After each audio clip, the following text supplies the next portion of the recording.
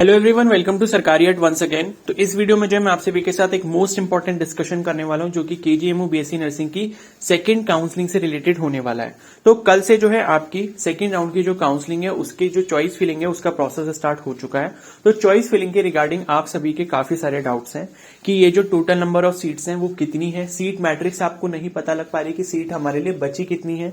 ठीक है, यहाँ पर जो ये SEC लिखा है या फिर जो एक्चुअल सीट्स हैं या जो ब्रैकेट में जो सीट्स के नंबर लिखे हैं और जो टोटल सीट्स लिखी हैं वो इतनी ज्यादा कैसे हैं, क्या ये सच में इतनी सीट्स खाली पड़ी हैं। ठीक है, तो इन सभी के रिगार्डिंग हम लोग डिस्कशन इस वीडियो में करने वाले हैं। साथ ही चॉइस फिलिंग आपको कैसे करनी चाहिए, प्रेफरेंस में किस कॉलेज को ऊपर रखें किस कॉलेज को ना रखें, इस पर मैं डिस्कशन करने वाला हूं। क्योंकि कुछ चैनल्स जो है वो ऐसी मतलब गलत इंफॉर्मेशन दे रहे हैं, मिसलीड कर रहे हैं इसके रिगार्डिंग कि सपोज अगर आपके कम मार्क्स हैं तो आप जो है केजीएमयू को सिलेक्ट ना करें क्योंकि वो आपको मिलेगा नहीं, RML को सिलेक्ट ना करें क्योंकि वो आपको मिलेगा नहीं।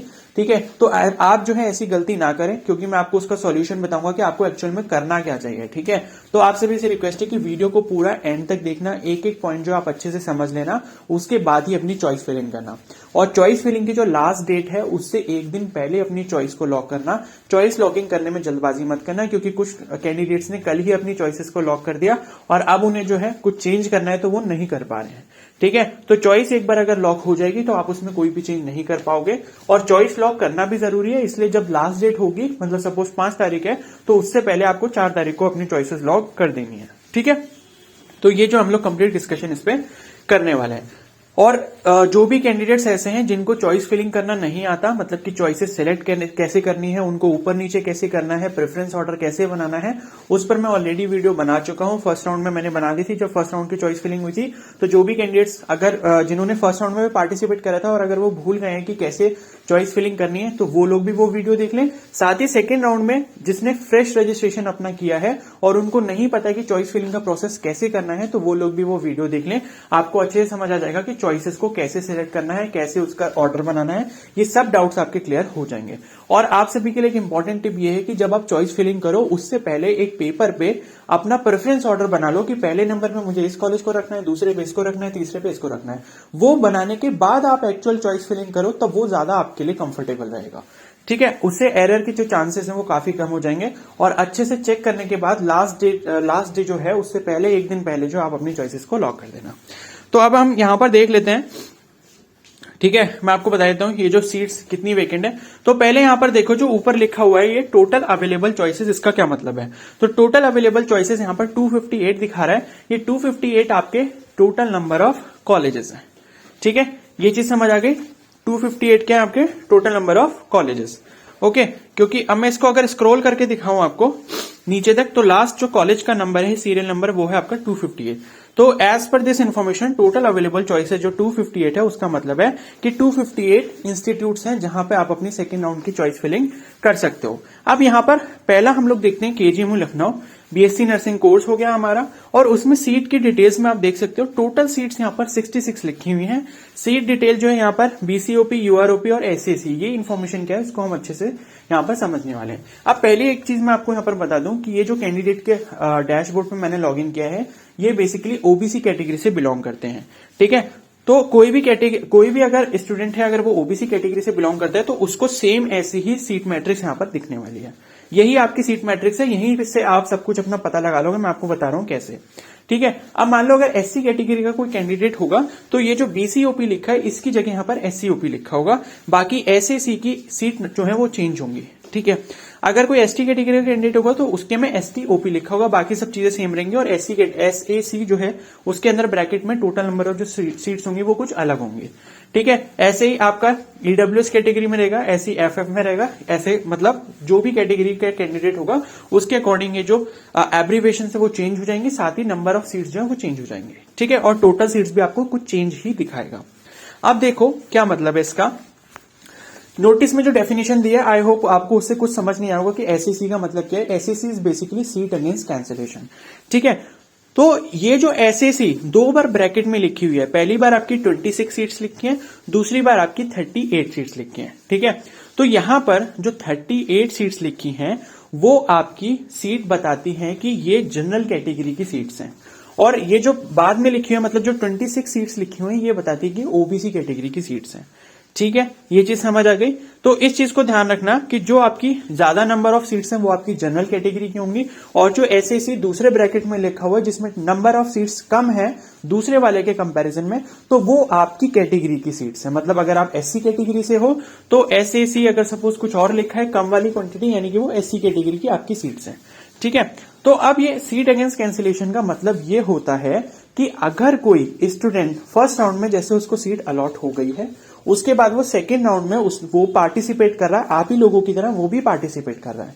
ठीक है, मान लो अगर किसी को जीआईएमएस नोएडा मिला है, ठीक है, उसने क्या करा, वहां पर अपना एडमिशन ले लिया, लेकिन वो भी सीट अपग्रेड करने के लिए सेकेंड राउंड में पार्टिसिपेट कर रहा है, तो वो एक ऐसा कैंडिडेट है जिसकी सीट अभी आपके लिए वर्चुअल है। यानी कि क्या होगा, अगर जीआईएमएस वाले उस कैंडिडेट की सीट अपग्रेड हो गई तो उसकी जो जीआईएमएस वाली सीट होगी वो ऑटोमेटिकली खाली हो जाएगी। ठीक है, और वो किसी दूसरी सीट पर जाकर अपना एडमिशन ले लेगा। दूसरा केस ये भी हो सकता है कि वो जो कैंडिडेट है, मान लो अगर उसने अपग्रेड नहीं भी करवाया और कुछ टाइम बाद अभी एडमिशन लेके अपना एडमिशन कैंसिल करवा लिया, तो वो सीट भी आपके लिए खाली हो सकती है फॉर फ्यूचर, मतलब मॉपअप राउंड की बात है वो।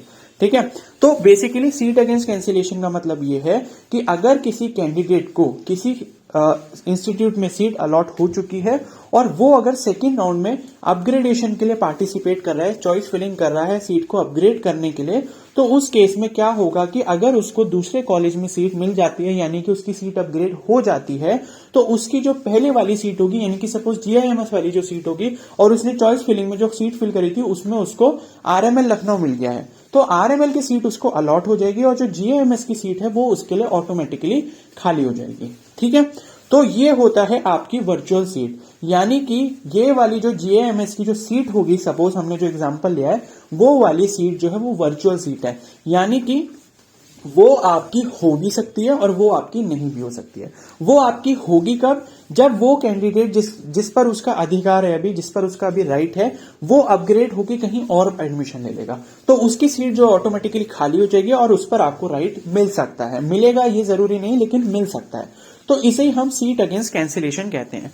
तो ये जो एसएससी 38 लिखा हुआ है, ये है आपकी ओबीसी कैटेगरी की सीट, यानी कि ओबीसी कैटेगरी से केजीएमयू लखनऊ में 38 कैंडिडेट्स ने एडमिशन ले लिया है। अब 38 कैंडिडेट्स ने अगर ओबीसी कैटेगरी से केजीएमयू लखनऊ में एडमिशन ले लिया है, तो वो 38 के 38 में से मतलब कुछ कैंडिडेट जो होंगे वो सेकंड राउंड में पार्टिसिपेट कर सकते हैं। मान लो अगर उन्हें कॉलेज चेंज करना होगा, क्योंकि केजीएमयू से अपग्रेड कोई करवाना नहीं चाहेगा, लेकिन फिर भी जैसे अगर किसी की चॉइस होती है कि घर से ज्यादा दूर हो गए या ऐसा कुछ भी सिनेरियो बनता है, तो उस केस में वो 38 कैंडिडेट्स की जो सीट है वो 38 के 38 जो है एलिजिबल है सेकेंड राउंड में अपग्रेडेशन के लिए।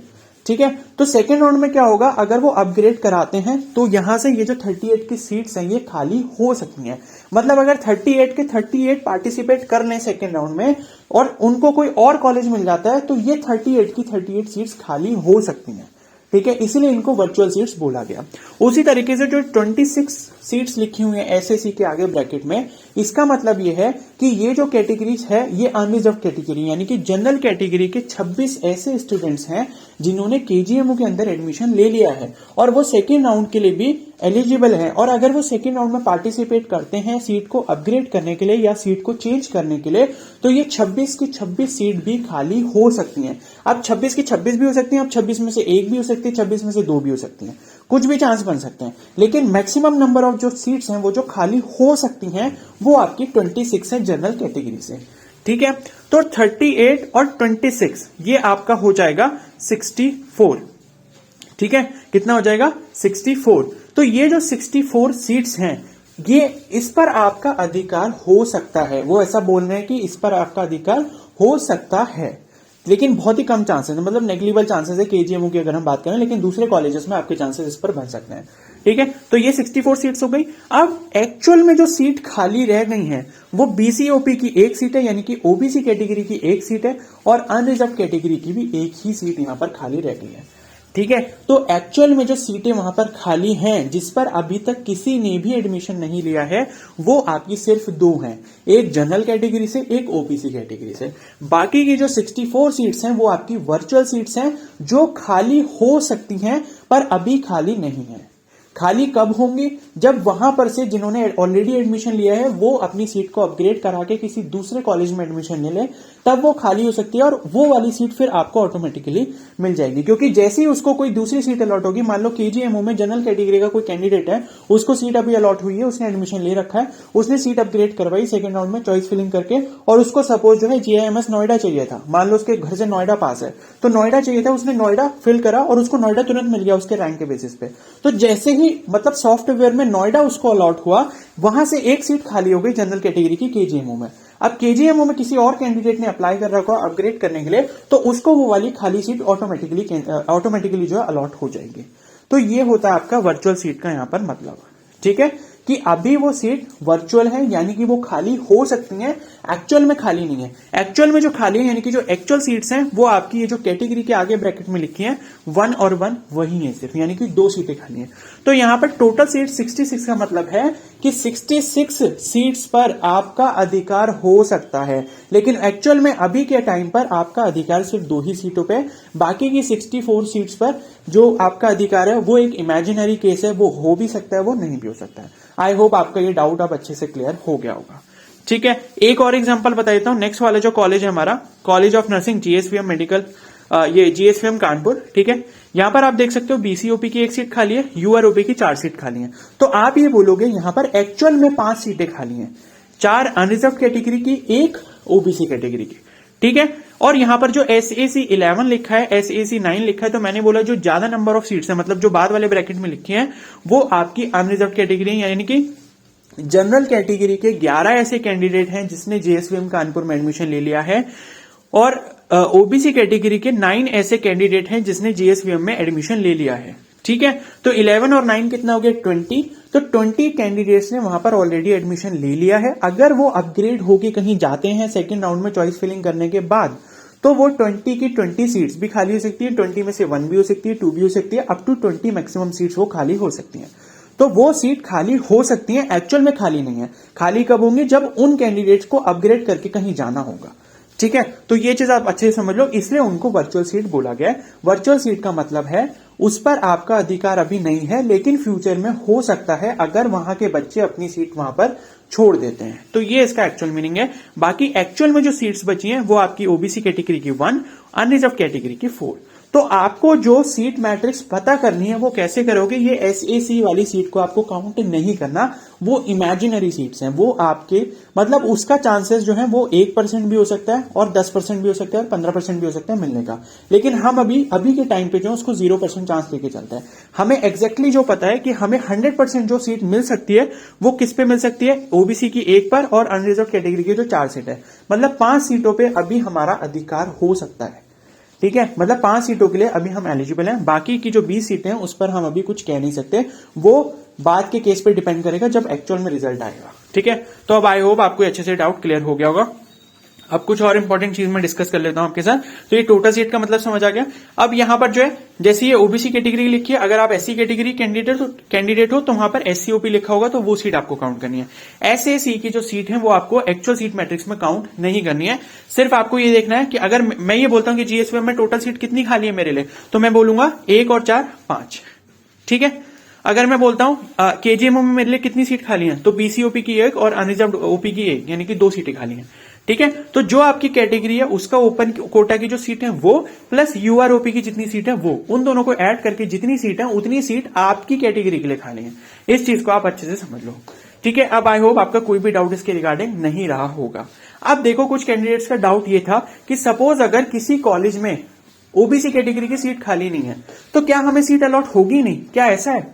ठीक है, तो ऐसा बिल्कुल भी नहीं है। आप ऐसा मत सोचना कि मैं उस कॉलेज को सिलेक्ट ना करूं क्योंकि उसमें ओबीसी कैटेगरी की सीट खाली नहीं है, या मेरी कैटेगरी सपोज एससी है तो सपोज एससी कैटेगरी की सीट जो है वो खाली नहीं है, या फिर मेरी कैटेगरी सपोज ईडब्ल्यूएस है तो ईडब्ल्यूएस कैटेगरी की सीट खाली नहीं है, सिर्फ जनरल कैटेगरी की सीट उसमें दिखा रहा है, ठीक है।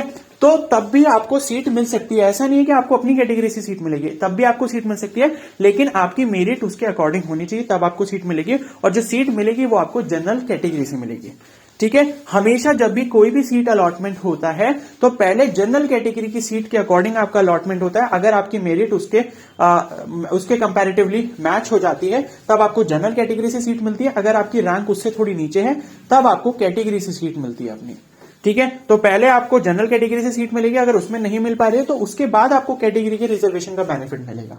तो इस चीज को ध्यान रखना कि अगर आपकी कैटेगरी की सीट कहीं नहीं भी खाली है और जनरल कैटेगरी की सीट खाली है तो आप उस कॉलेज को आराम से फिल कर सकते हो, उसके चांसेस हैं आपको मिलने को। अब लास्ट एंड इंपॉर्टेंट चीज प्रेफरेंस ऑर्डर के ऊपर कि कैसे फिल करना है। हमेशा ध्यान रखो किसी भी एग्जाम की चॉइस फिलिंग करते हो, जो आपको ऑर्डर लगाना है वो ये लगाना है कि बेस्ट कॉलेज जो है वो आप ऊपर रखो, मतलब बेस्ट टू वर्स्ट की कैटेगरी बनानी है, मतलब सबसे अच्छे से लेके सबसे बेकार कॉलेज। ठीक है। आपके मार्क्स भले ही 110 हो, 100 हो, 120 हो, अगर आप काउंसलिंग करा रहे हो तो आपको टॉप पर अपना बेस्ट कॉलेज रखना है, गवर्नमेंट वाला, मतलब जो भी आप रखना चाहते हो।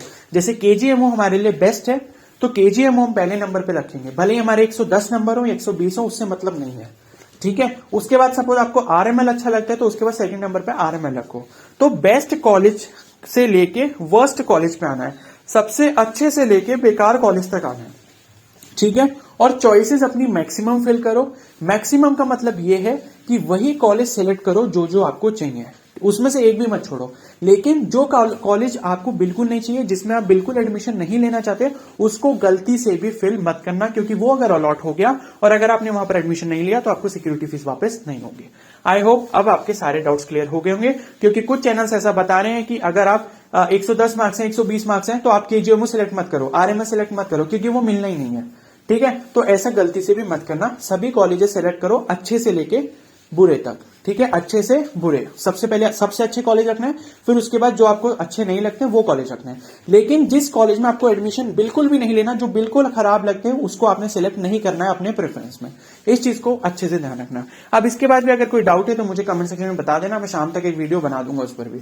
और चॉइस फिलिंग अपनी कर लो, और उस पर मैं ऑलरेडी वीडियो बना चुका हूं, उसका लिंक जो कमेंट सेक्शन में पिन किया है। और जो चॉइस लॉकिंग करनी है वो लास्ट डे से एक दिन पहले करना। ठीक है। तो अगर ये वीडियो हेल्पफुल लगी तो प्लीज को जरूर लाइक कर देना, चैनल पर नए तो सब्सक्राइब कर लो और बेल आइकन को प्रेस कर लो। और कोई डाउट है तो मुझे कमेंट सेक्शन में बता देना, या फिर मुझे इंस्टाग्राम में मैसेज कर सकते हो। Okay, so thank you and have a nice day.